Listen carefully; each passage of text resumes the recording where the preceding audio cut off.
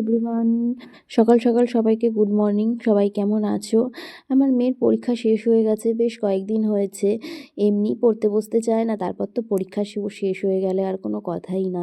তো কোনো রকম বলে বলে ড্রয়িংটা নিয়ে বসাচ্ছি, বসছেও, কোনো রকম একটুখানি করে উঠে যায়। তারপর তো সেই সকাল দিয়ে খেলা শুরু হয়, 12টা অবধি খেলতেই থাকে। তারপরে আবার খেলা হলে স্নান টান করে ঘুমায় না, সেই ছাদে দুপুর থেকে ছাদে ঘুরতে থাকে, ছাদে খেলতে থাকে। তারপরে না সকালবেলা ওর বাবাকে নিয়ে দেখো না সাইকেল চালাতে বেরিয়ে গেছে। আর আমি একটু ভিডিও করছিলাম, আর এদিকে রান্নাবান্নাও করছিলাম। কাজ করতে করতে ওদেরকেও নিয়ে ওকে নিয়েও একটু খেলাধুলা করি।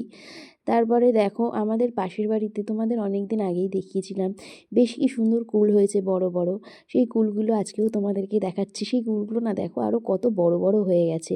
তোমাদের যখন ভিডিওতে শেয়ার করেছিলাম তখন কিন্তু একটু ছোট ছোট ছিল কুলগুলো, আর এখন দেখো কুলগুলো কি বড় বড় হয়ে গেছে, দেখলেই না জিভে জল চলে আসে, খেতে ইচ্ছা করে। কিন্তু কুলগুলো না আমি খাবো না, কারণ সরস্বতী পুজোর আগে কুল খাই না। যদিও বা উপোস প্রতি বছর করে পুজো দিতে পারি না, কিন্তু তাও এই নিয়মটা মানি, কুল গাছের থেকে কুল খাই না।